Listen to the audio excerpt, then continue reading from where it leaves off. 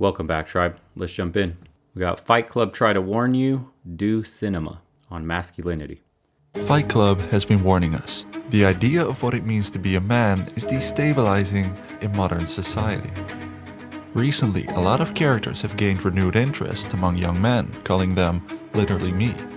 By analyzing those movies that dive deeper into the psyche of men, maybe we can get a grip on why men find them so relatable and understand the so-called crisis of masculinity. What does it mean to be a man in a modern age? Literally a feeling nowadays. Everything's been reduced to how I feel.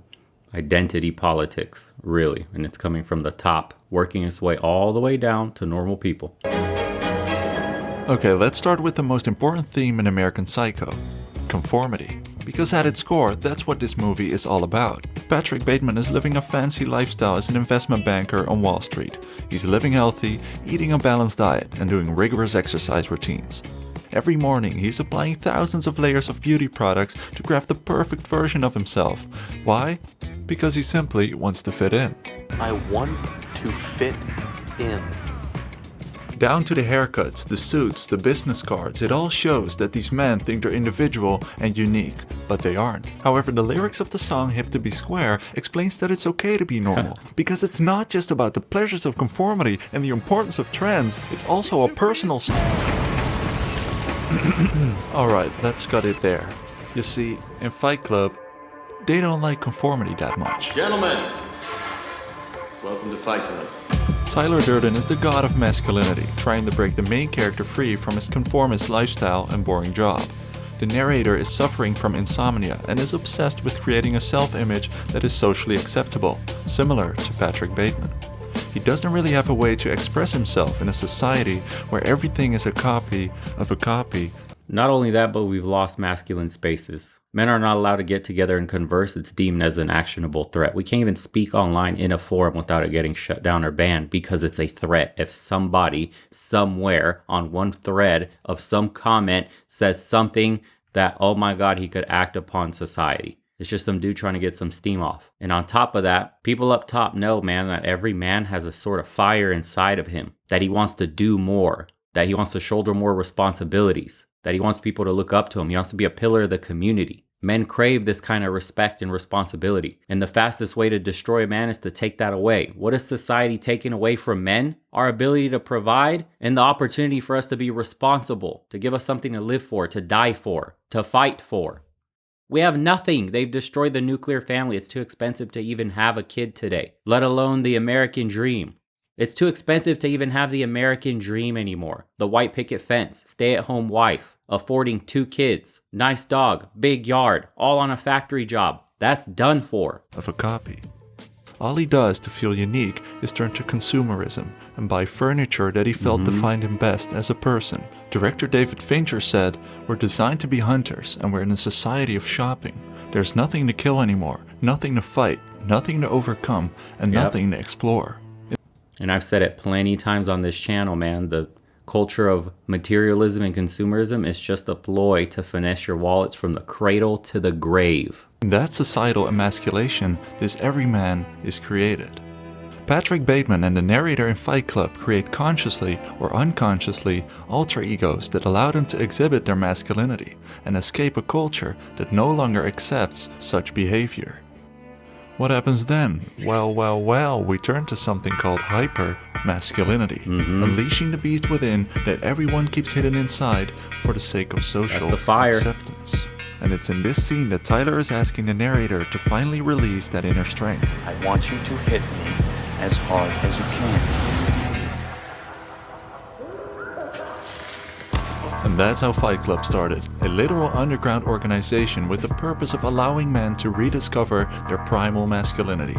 They have been so emasculated by society that they have forgotten what it means to be a real man. However, this caused them to slowly turn into beasts. Patrick Bateman starts to become more aggressive, watching explicit horror tapes while doing his exercise routines.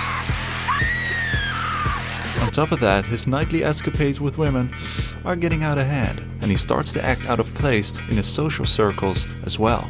But they are not the only 2 characters that have been struggling with this duality of a man. Because in Nightcrawler, Taxi Driver, and Drive, the main characters are also on the verge of frenzy. Just like Patrick Bateman's urge to fit in, both Travis Bickle and Lou Bloom are trying to fit into society by getting a regular job. But because they don't really have the premier education to fit this ideal of an office job, Travis starts working as a taxi driver late at night to deal with his insomnia.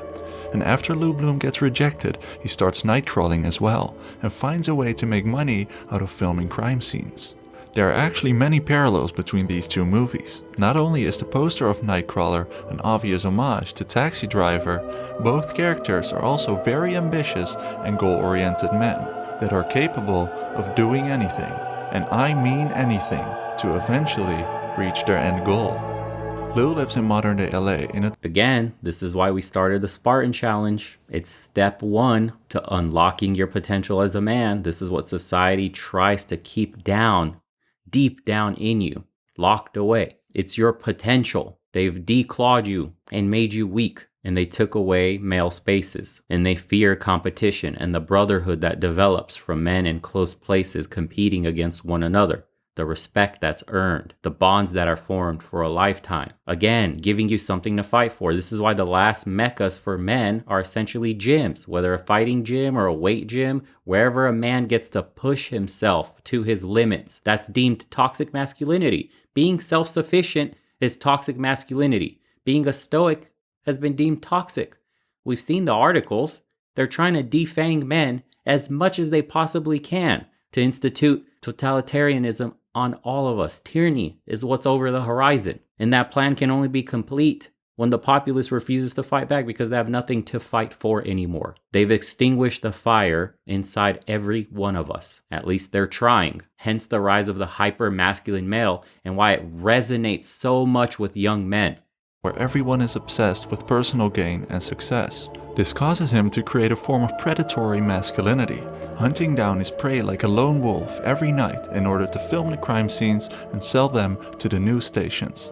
His greed is good mentality makes him persistent and uses this to become the top predator in his business. He is kind and respectful for the sake of social acceptance, but very narcissistic and tunnel-visioned for his own financial gain. Lou Bloom literally goes to that animal state of masculinity and releases the beast within man.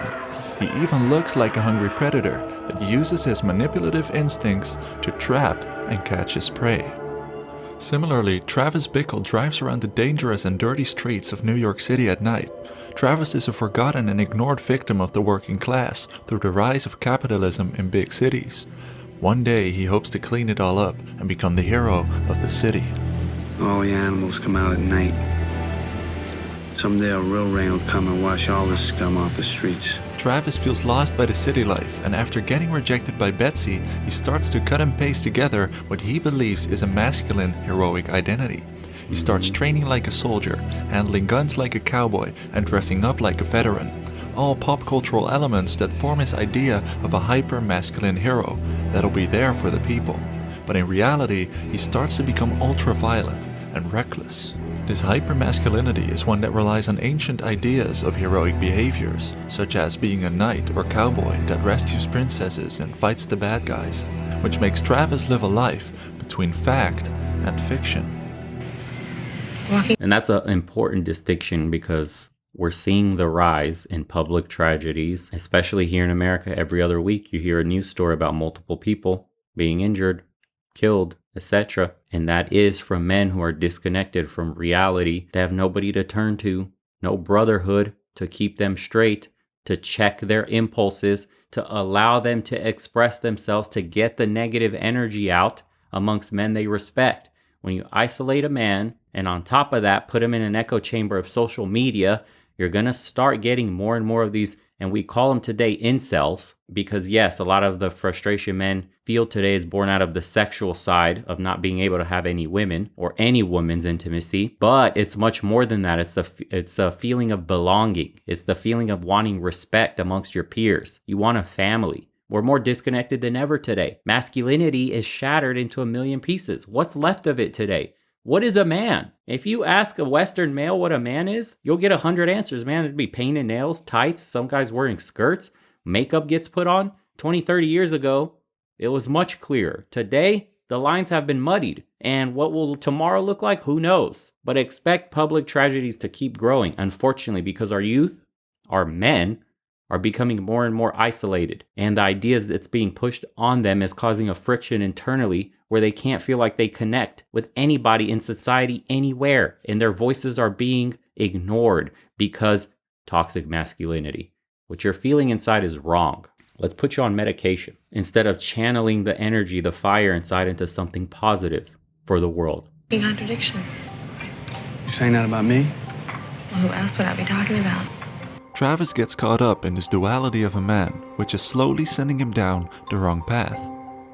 This brings us to the movie Drive, because similar to Taxi Driver, it involves the notion of portraying the masculinity of a hero versus being a real hero.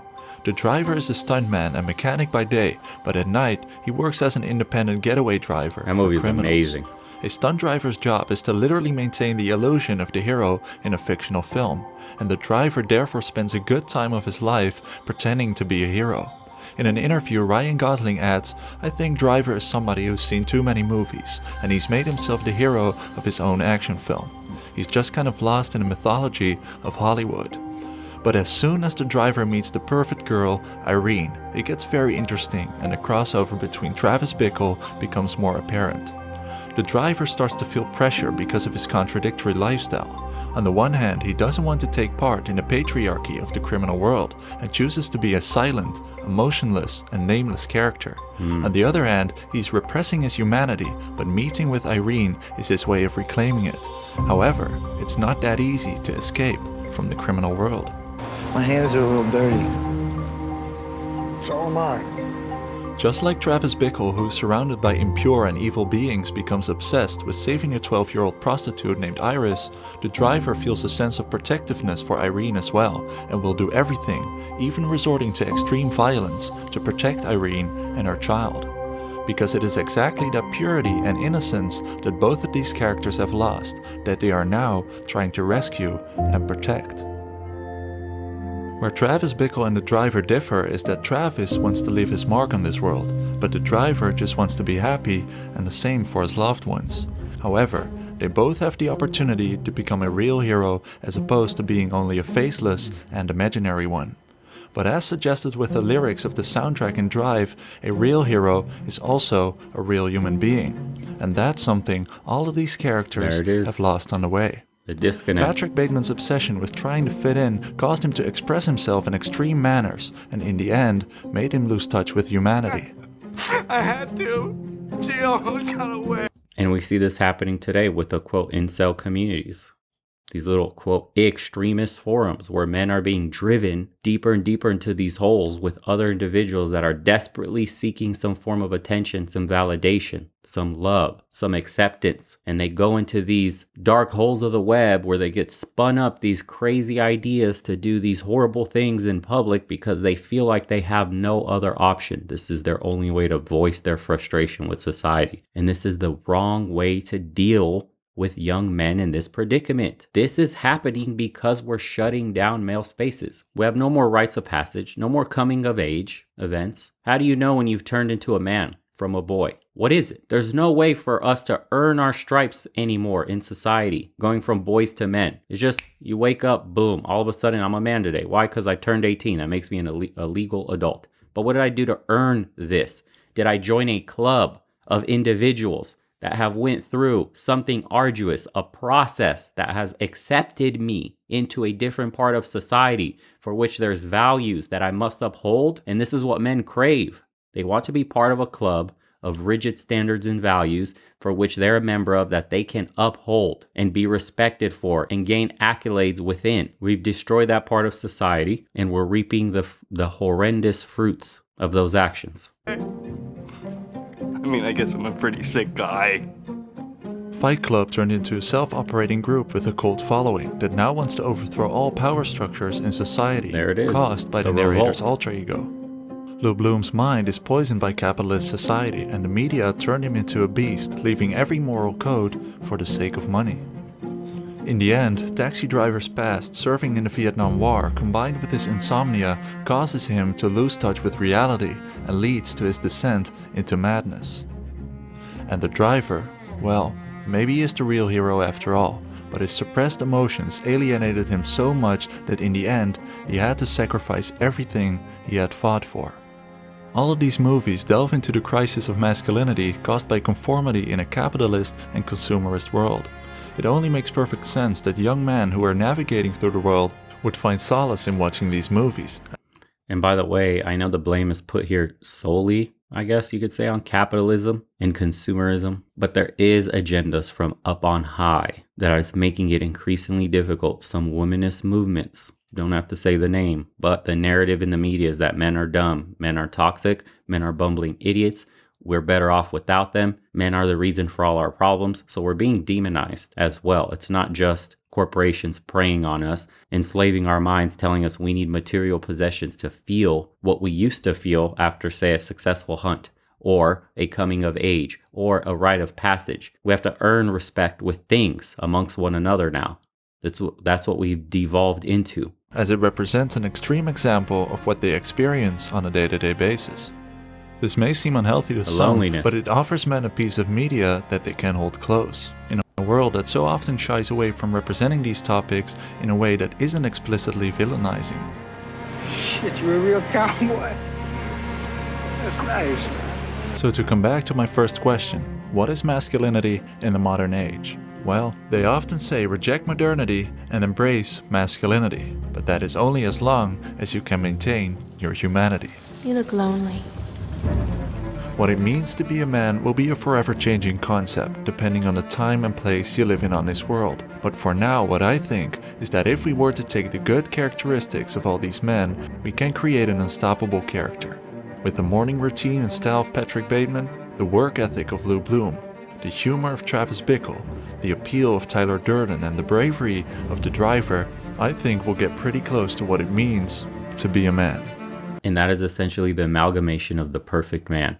And it all stems from very simple tenets of discipline, hard work, embracing pain and suffering in order to unlock your freedom in the world. These are the key tenets, man. This is, again, guys, this is why the Spartan Challenge is so important and it's helped so many people. We have reports of men that have gotten off medication that they were on for decades. Men have beaten depression. Men have gotten jobs, girlfriends, started businesses, lost a ton of weight, gained weight, got promoted in ways nobody has in the companies they work for ever before. Youngest to do this, fastest to do this. Why? Because following the simple tenets of the Spartan Challenge. The beauty is in its simplicity. The difficulty is in its consistency.